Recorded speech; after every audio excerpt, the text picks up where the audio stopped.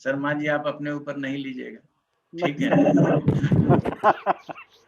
जी sir. Modi ji और शाह जी, शाह जी, समझ गए। अच्छा जी, ये शंकर और ब्रह्मा है, विष्णु तो कोई और है, समझ गए ना। तो 3 आदमी आज भी चला रहा है, इसीलिए समझिए कि जो भी चले, लेकिन हम अब तीसरे आदमी का नाम ढूंढिएगा आप लोग, वो तीसरा कौन है। यदि याद आ जाए अभी तो बता सकते हैं, ठीक है, क्योंकि विष्णु ही अब्सेंट है, शंकर और ब्रह्मा दिखते हैं। तो यहाँ अब शंकर का काम जो है ना वो चला गया है शाह जी के पास, और अब ब्रह्मा बने बैठे हैं जो है सो मोदी जी, समझ गए। बाकी के विष्णु जी को ढूंढना पड़ेगा, ठीक है। तो विष्णु जी का आदेश हुआ कि सृष्टि चले, तो सृष्टि चलने के लिए तो भाई चले, तो चलेगा कैसे, इंसान होंगे तभी तो सृष्टि चलेगा ना। कूद फान होगा तभी तो बच्चे घर में आएंगे, तभी तो बर्तन टूटेगा। तो भाई कैसे होगा, तो सृष्टि में जीव आए तो जीवात्मा आएगा, ये सारे लोग तो परमात्मा है। आगे कभी जीवात्मा परमात्मा की भी चर्चा कर लेंगे। शंकर जी को बोला गया, शंकर जी बोले ब्रह्मा जी को, देखो शांत प्रकृति के आदमी हो, ये सब काम अच्छी तरह से तुम ही कर सकते हो, तो करो। ब्रह्मा जी बड़े पसोपेश में पड़ गए। अच्छा, यहाँ तीनों किसी की शिकायत नहीं कर सकते, ये नहीं कि अब ब्रह्मा जी चले जाएंगे विष्णु जी को बोल देंगे कि देखिए हमरे ऊपर सौंप दिए, तो विष्णु जी कहेंगे भाई ये आपस का मामला है देख लो, ठीक है ना, इसमें हम कुछ नहीं कर सकते। तो ब्रह्मा जी ने मानस पुत्र पैदा करना शुरू किया, ठीक है। तो मानस पुत्र में नारद आए थे। तो जितने भी मानस पुत्र पैदा करते थे ना, वो जैसे ही पैदा होते थे वैसे ही फिर विष्णु भक्ति में लग जाते थे और मोक्ष प्राप्त कर लेते थे, सृष्टि आगे नहीं बढ़ती थी। तो जब सृष्टि आगे नहीं बढ़ती थी तब फिर जो है सो बात आई कि सृष्टि कैसे बढ़ेगा। तब फिर विष्णु जी, सब ये तीनों लोग मिल करके विचार करते हैं कि कैसे आगे बढ़ेगा। तो दूसरे बार जो सृष्टि निर्माण की बात आती है तो वहां ये लोग सारे लोग जितने भी थे ये सब फेल हो गए, सतोगुनी रजोगुनी तमोगुनी, ये तीनों व्यक्ति फेल। तब बारी आई शक्ति की।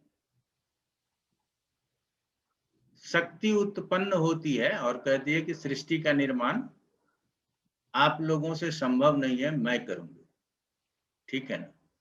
तो ठीक है, अब क्या हो गया कि ये तीनों ना शक्ति में समाहित है। बड़ा विचित्र हमारा धर्म है, और समझने की बात है, यहाँ स्त्री पुरुष आप लोग ये सब चीज मन में नहीं पालिए। तो पहले उन्होंने विष्णु जी को उत्पन्न किया और कहते हैं कि हमसे शादी कर लो और सृष्टि का निर्माण करो। अब ब्रह्मा विष्णु महेश कई बार हुए, समझ रहे हैं ना, अलग अलग बार अलग अलग नामों से हुए। तो वो जो है सो कहते हैं कि आपसे तो हम शादी कर ही नहीं सकते। क्यों? क्योंकि आपने ही तो हमको अपने मन से पैदा किया है, तो आप तो हमारी माता हो गई, हम कैसे आपसे विवाह करेंगे। तो बोली विवाह नहीं करोगे तो तुमको भस्म कर देंगे। बोला ठीक है कर दीजिए भस्म। तो विष्णु जी को भस्म कर दिए, एक ढेरी लग गया राख की। उसके बाद फिर ब्रह्मा जी को उत्पन्न करती है, उनको भी यही प्रस्ताव दिया गया कि पहले तो तुम सृष्टि का निर्माण कर ही रहे थे ना, मानस पुत्र पैदा कर रहे थे,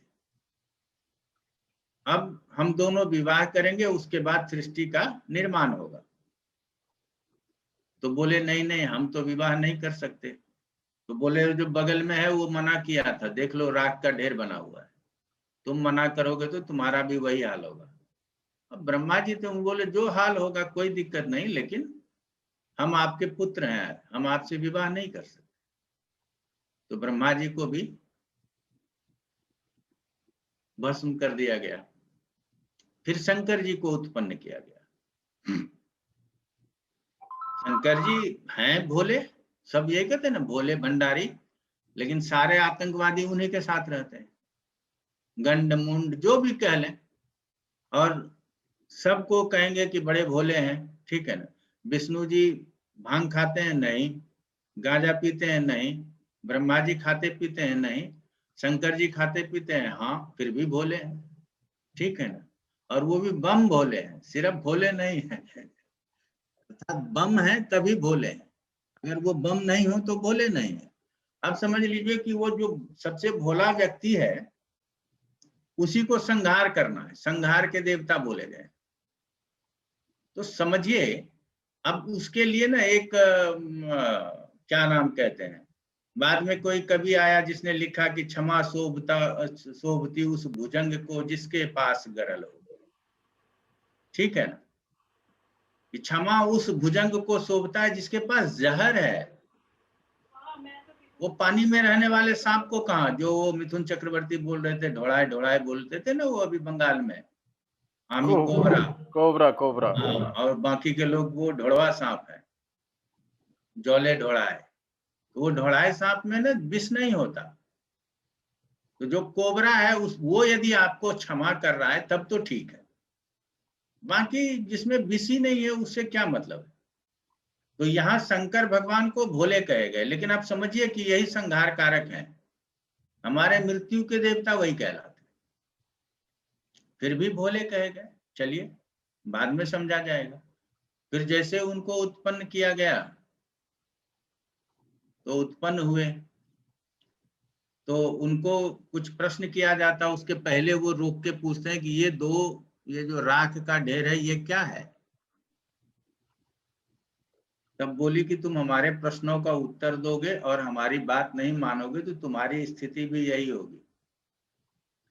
तो बोला ठीक है, जब दो चले ही गए हैं तो हमको भी जाना ही है, तो थोड़ा वार्तालाप हो जाए। तो माता जी वही प्रस्ताव रखती हैं कि, तो उनका भी वही कहना था कि देखिए मैं मना नहीं कर रहा हूं कि शादी नहीं करूंगा, मैं इस बात के लिए मना कर रहा हूं कि जब आप हमको उत्पन्न कर सकते हो तो हमारे लिए एक स्त्री को भी उत्पन्न करो, उससे शादी कर लूंगा, आपसे नहीं करूंगा। तो उन्होंने रास्ता बता दिया, समझ गए ना। तो हमेशा जब ना ये सारे रास्ते भटक जाते हैं ना तो शंकर जी के पास चले जाओ, उन्हीं के पास रास्ता है। क्यों? उनको कोई काम नहीं है, भांग धतूर खा के मतायल रहते हैं, समझ रहे हैं ना। तो उनका दिमाग ज्यादा चलता है, ठीक है।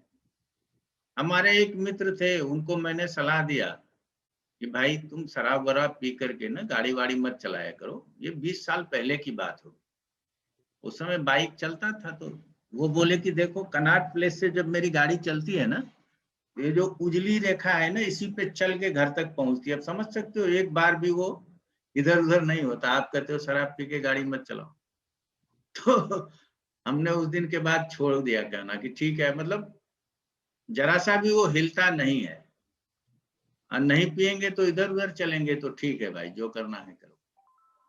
लेकिन आप लोग ये नहीं समझिएगा कि शराब पीने के बाद उजली रेखा पर ही गाड़ी चलेगी, वो जो सड़क पे नहीं चलेगी, वो रेलिंग से जाके टकराएगी। तो अब यहाँ पे उन्होंने उपाय बता दिया और उसके साथ एक शर्त भी रखा, तो सिर्फ मेरे लिए नहीं, इन दोनों के लिए भी वही व्यवस्था करनी है। और इसको फिर से, तो फिर उन दोनों के लिए भी व्यवस्था हुई जिसको आप लोग जानते हैं कि लक्ष्मी, सरस्वती और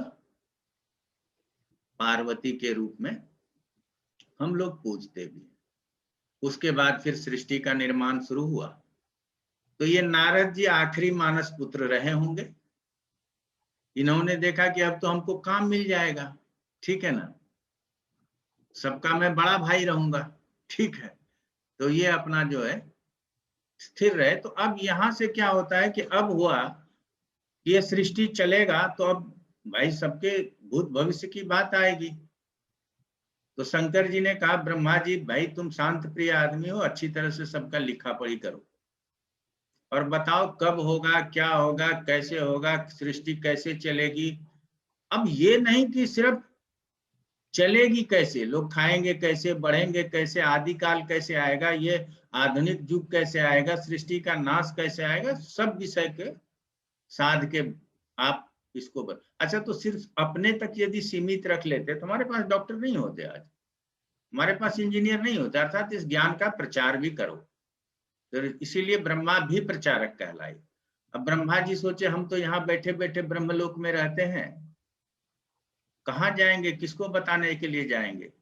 तो ऐसा करते हैं कि शंकर जी ने ये कार्य हमें दिया था, बड़े ओबलाइज हो जाएंगे, उनके बेटे गणेश बड़े बुद्धिमान हैं, उनको ये विद्या हम दे देते।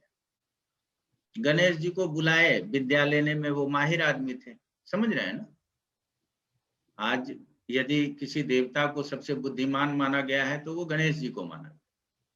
तो वो सोचे कि अगर ब्रह्मा जी कुछ दे रहे हैं तो बहुत ही अच्छा चीज दे रहे होंगे। तो उन्होंने पूरा विद्या ग्रहण कर लिया और फिर उनको हाथ जोड़ करके वापस आ गए। उनको तो कहीं जाना नहीं था क्योंकि उनका वाहन भी तो बड़ा छोटा सा है, ठीक है ना। तो बहाना बनाने के लिए वो छोटा वाहन रखे थे या उसी की जरूरत थी, उनको नहीं पता हमको, ठीक है ना। लेकिन वाहन उनका इतना तेज नहीं चल सकता था जिससे कि वो बहुत जगह पे जाकर के इस विद्या का प्रचार कर सके। तो नारद जी ने तो, ब्रह्मा जी ने तो ऑब्लाइज कर दिया शंकर भगवान को कि चलो आपके बेटे को पढ़ा लिखा दिए, समझ लिए। तो उसके बाद गणेश जी सोचे कि तो कोई बात नहीं है, हमको तो जरूरत ही नहीं है, हमको तो माता पिता के चारों तरफ रहना है, कहीं जाना ही नहीं। तो किसको दिया जाए जो सब जगह जाता हो। बुद्धिमान आदमी थे, तो उनको नजर में आया कि एक तो एक नारद है, इसको दे दोगे तो सब जगह फैला देगा ये, समझ गए ना। तो नारद मुनि को ना बड़े बड़े तरीके से भी लोग जानते हैं, चुगलखोर भी बहुत लोग बोलते हैं कि इस चुगली करते थे, ये स्वर्ग लोक के चुगली करने वाले थे। ऐसी बात नहीं है, ठीक है। तो वो उनको दे दिया गया। अब तो वो नारायण बोल के पृथ्वी पे और नारायण बोल के ब्रह्मलोक में और नारायण बोल के कैलाश पे। तो उनको तो नारायण ही बोलना था, कोई पेट्रोल का खर्चा था नहीं उनका, एक नाम का खर्चा था, नारायण नारायण बोल के पहुंचते थे। तो अब यहाँ पृथ्वी पर फिर बहुत सारे ऋषि मुनि हुए, बहुत तो उन्होंने सौनकादि ऋषियों को, सौनकादि, ये कभी ऋषियों की बात आएगी परंपराओं की तो बताऊंगा, को ये ज्ञान दे दिया। और उसके बाद परंपराओं से 18 प्रवर्तक होते हुए हम तक पहुंचा। मैं 19वां नहीं बनना चाहता, आप लोगों में से कोई बने, हमारी अभिलाषा होगी।